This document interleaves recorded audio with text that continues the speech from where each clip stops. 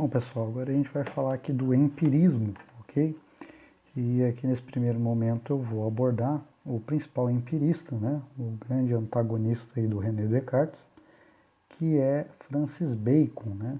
Também vai falar sobre a teoria do conhecimento e é um representante aí do empirismo, né? Também vai criar uma metodologia científica para o conhecimento aí. Bom, Francis Bacon, ele vai começar criticando a indução, tá?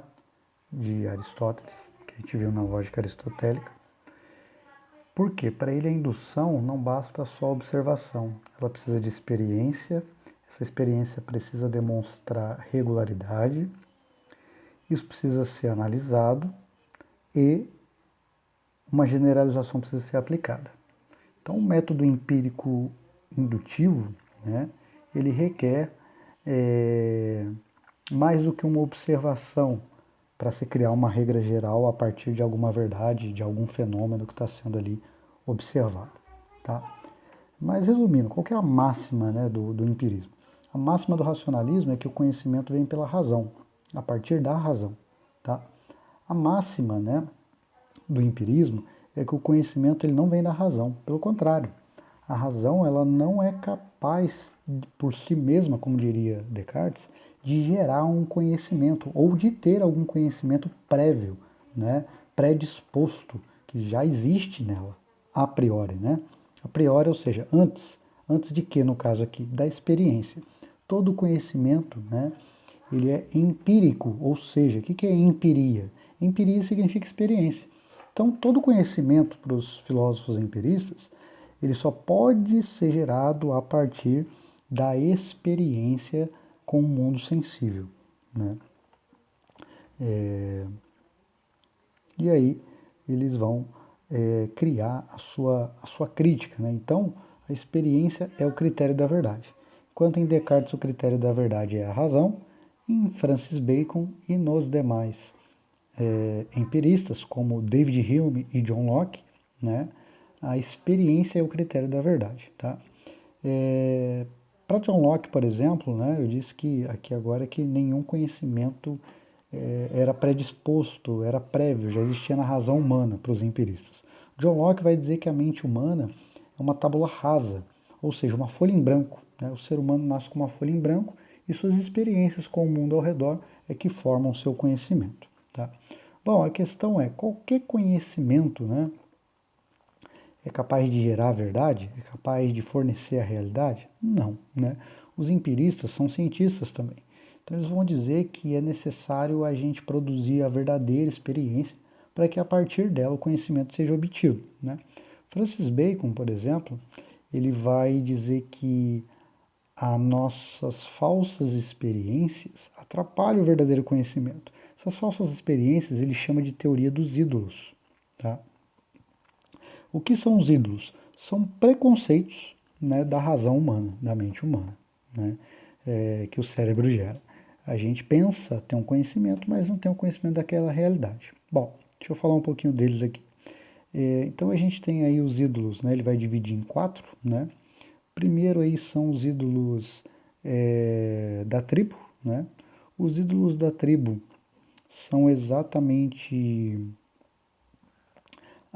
aquele conhecimento popular, né? A opinião da sociedade que é fundamentada no chamado senso comum, né? Aí depois a gente tem o ídolo da caverna, né? Que aí são os nossos sonhos, anseios, a nossa visão de mundo, né? Nós temos os ídolos do foro ou do mercado, né? Que aí é onde ele vai dizer que a linguagem humana, as relações de trabalho, as relações sociais formam esses ídolos. E por fim, os ídolos do teatro, onde ele vai dizer que a própria filosofia e a história atrapalham, né, geram esses ídolos.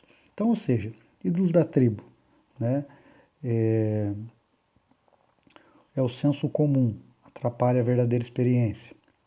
Ídolos da caverna é a nossa visão de mundo, nossos sonhos, anseios também atrapalham o conhecimento da verdade. Ídolos do foro, né, é aí a linguagem humana, né, as relações sociais e de trabalho também atrapalham o conhecimento humano. E por fim, os ídolos do teatro, que é a própria filosofia que acaba muitas vezes aí atropelando e gerando preconceitos, né, sobre a experiência ou ídolos, né, e também atrapalhando o conhecimento humano. Bom, deixa eu abordar aqui um pouco agora sobre um outro empirista que é David Hume, né, empirista inglês, né, assim como Francis Bacon e John Locke também são ingleses. Né, ele critica, né, a teoria dos ídolos de Francis Bacon, né? Ele vai dizer que as relações dos ídolos são impossíveis, né? E ele vai dizer que há um mito, né, da imparcialidade. Por quê?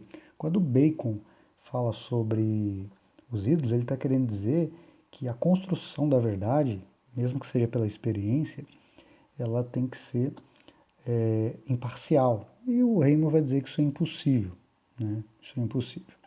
Né? Como um grande questionador que era, David Hume vai questionar também o papel da ciência, né? E o principal questionamento dele está aqui, ó, relação entre as ideias e as questões de fato, né? O que ele vai dizer aqui? Ele usa um exemplo que é o pôr do sol, né? O pôr do sol.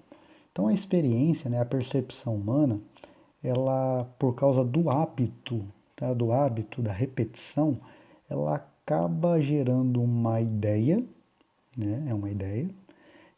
Essa ideia, né, ela, exatamente porque ela é repetida constantemente, ela nos leva a acreditar de que aquilo é uma verdade e sempre vai acontecer, né? Então, o que o Hume vai dizer? Não é porque o sol se põe todos os dias que amanhã ele vai se pôr novamente. A simples observação, o simples hábito e repetição disso acontecer todos os dias não nos garante que aquilo é uma verdade.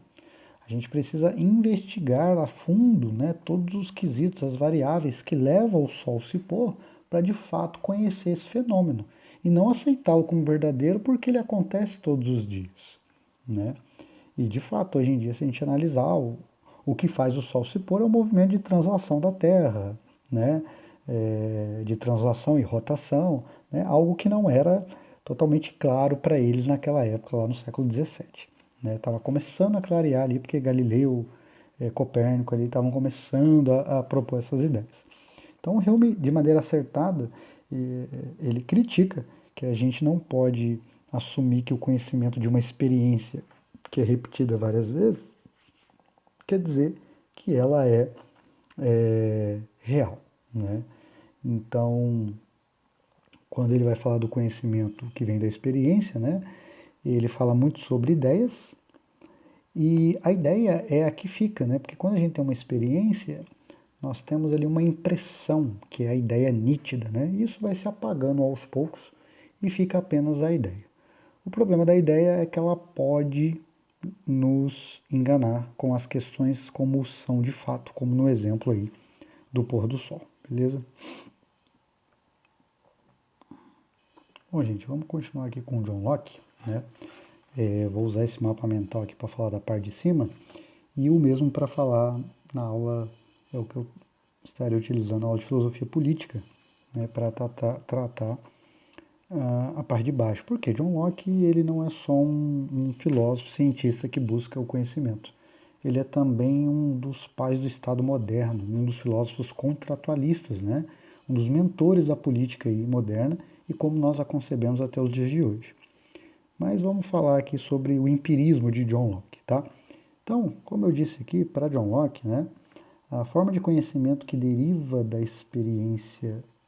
deriva da experiência sensível, e aí ele propõe a teoria da tábua rasa, que eu já falei para vocês, né? Ou seja, o ser humano é uma folha em branco ao nascer. É isso que significa a tábua rasa. E essa folha é escrita pelas experiências que se consolidam ao longo de sua vida, né? Essas experiências, então, geram a ideia, né? Nenhuma ideia nasce com o ser humano, né? Pode ver que ele nega aqui o que o racionalismo cartesiano dizia, né? E qualquer fenômeno, né, psíquico, uma sensação, uma proposição, que é um juízo da realidade, né? Uma constatação da realidade, seja uma afirmação ou uma negação, uma dúvida, né? É constituído da ideia que, por sua vez, vem pela experiência ou pela empiria, ok? Então, esse é o empirismo de John Locke, né? E a gente encerra a nossa aula por aqui e a gente vai voltar a falar dele lá em filosofia política.